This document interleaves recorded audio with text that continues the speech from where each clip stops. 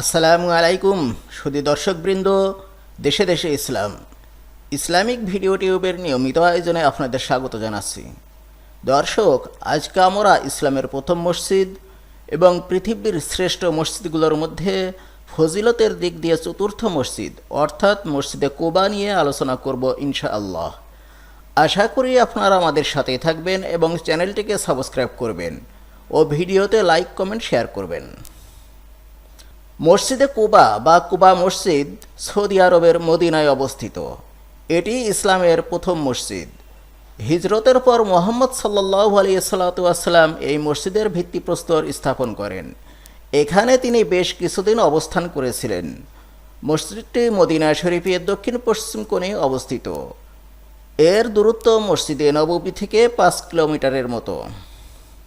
রাসূলুল্লাহ সাল্লাল্লাহু আলাইহি সাল্লাম নবুয়ত পাওয়ার পর এটাই প্রথম মসজিদ, এমনকি ইসলামের এবং উম্মতে মুহাম্মদের প্রথম মসজিদ। মসজিদে হারাম, মসজিদে নববী এবং মসজিদে আকসার পরই মসজিদে কুবার সম্মান ও ফজিলত।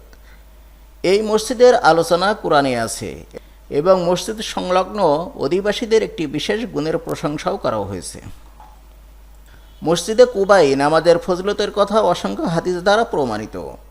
যেমন ইবনে ওমর রাদিয়াল্লাহু তাআলা আনহু থেকে বর্ণিত, রাসূলুল্লাহ সাল্লাল্লাহু আলাইহি ওয়াসাল্লাম অশ্বারোহণ করে কিংবা হেঁটে মসজিদে কুবায় আগমন করতেন এবং 2 রাকাত নামাজ আদায় করতেন। সহিহ বুখারী ও মুসলিমের অন্য এক হাদিসে রয়েছে, প্রতি শনিবারে রাসূল সাল্লাল্লাহু আলাইহি ওয়াসাল্লাম কুবায় আগমন করতেন। সহিহ তিরমিজির আরেকটি হাদিসে বর্ণিত আছে, মসজিদে কুবায় নামাজ আদায় করার সওয়াব একটি উমরার সমপরিমাণ।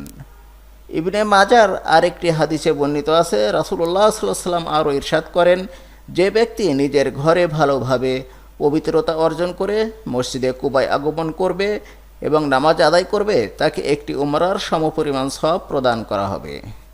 তাই তো রাসূলুল্লাহ সাল্লাল্লাহু আলাইহি ওয়াসাল্লাম এর যুগ থেকেই প্রতি শনিবার মসজিদে কুবায় নামাজ আদায় করার জন্য গমন করা হয়। এটা মদিনাবাসীদের অভ্যাসে পরিণত হয়েছিল। বর্তমানেও এই আমল তাদের অব্যাহত রয়েছে। মুহাম্মদ সাল্লাল্লাহু আলাইহি ওয়াসাল্লাম পবিত্র রবিউল আউয়াল মাসের প্রথম দিন আল্লাহর নির্দেশে মক্কা থেকে মদিনা অভিমুখে হিজরত করেন। আর এই হিজরতের মধ্য দিয়ে মদিনা শহরকে কেন্দ্র করে ইসলাম ও কোরআনের বাণী বিশ্বের সর্বত্র ছড়িয়ে পড়ে। রাসূলুল্লাহ সাল্লাল্লাহু আলাইহি ওয়াসাল্লাম হিজরতের পর সাহাবারাও পর্যায়ক্রমে মদিনা গমন করেন। মুহাম্মদ সাল্লাল্লাহু আলাইহি ওয়াসাল্লাম নিজ হাতে কুবা মসজিদের নির্মাণ কাজ শুরু করেন ও ভিত্তিপ্রস্তর স্থাপন করেন। মূলত তারই তত্ত্বাবধানে মসজিদের নির্মাণ কাজ সম্পন্ন হয়। মুহাম্মদ সাল্লাল্লাহু আলাইহি ওয়াসাল্লাম বেশ কয়েক রাত এই মসজিদে অবস্থান করেন এবং কসর নামাজ আদায় করেন। কুবা একটি কূপের নাম। এই কূপকে কেন্দ্র করে যে বসতি গড়ে উঠেছে তাকে কুবা মহল্লা বলা হয়। এই যোগসূত্রে মসজিদটির নামকরণ করা হয় মসজিদে কুবা।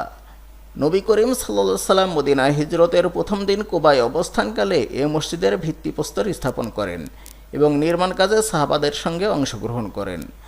ইতিহাসবিদরা বলেন, রাসূলুল্লাহ সাল্লাল্লাহু আলাইহি ওয়াসাল্লাম যখন এর ভিত্তি স্থাপন করেন তখন কিবলার দিকের প্রথম পাথরটি নিজ হাতে স্থাপন করেছিলেন।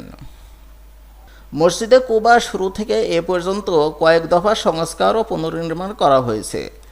নবীর আমলের পর ইসলামের তৃতীয় খলিফা হযরত ওসমান রাদিয়াল্লাহু তাআলা আনহু তার খেলাফতকালে মসজিদে কুবার সংস্কার ও পুনর্নির্মাণ করেন। এরপর বিভিন্ন সময়ে আরও বেশ কয়েকবার এই মসজিদের পুনর্নির্মাণ ও সংস্কার করা হয়। সবশেষে 1986 সালে মসজিদটি পুনর্নির্মাণ করা হয়। এই মসজিদ নির্মাণে পুরো মসজিদে এক ধরনের সাদা পাথর ব্যবহার করা হয়েছে, যা অন্য কোনো মসজিদে সাধারণত দেখা যায় না। 4টি উঁচু মিনার, ছাদে একটি বড় গম্বুজ এবং 5টি অপেক্ষাকৃত ছোট গম্বুজ রয়েছে। এছাড়া ছাদের অন্য অংশে রয়েছে গম্বুজের মতো ছোট ছোট অনেক অবয়ব। মসজিদটি দেখতে প্রতিদিন প্রচুর মানুষ আসেন। মসজিদে নারী ও পুরুষের নামাজের জায়গা ও প্রবেশপথ আলাদা রয়েছে। ওযুর জায়গাও ভিন্ন। সম্পূর্ণ শীতাতপ নিয়ন্ত্রিত মসজিদের ভেতরের কারুকাজও বেশ মনোমুগ্ধকর। মূল মসজিদ ভবনের মাঝে একটি খোলা জায়গা আছে, সেখানেও নামাজের ব্যবস্থা রয়েছে। আমি কার্পেট বিছানো মেঝেতে মুসল্লিরা নামাজ আদায় করেন। রয়েছে জমজম পানির ব্যবস্থাও।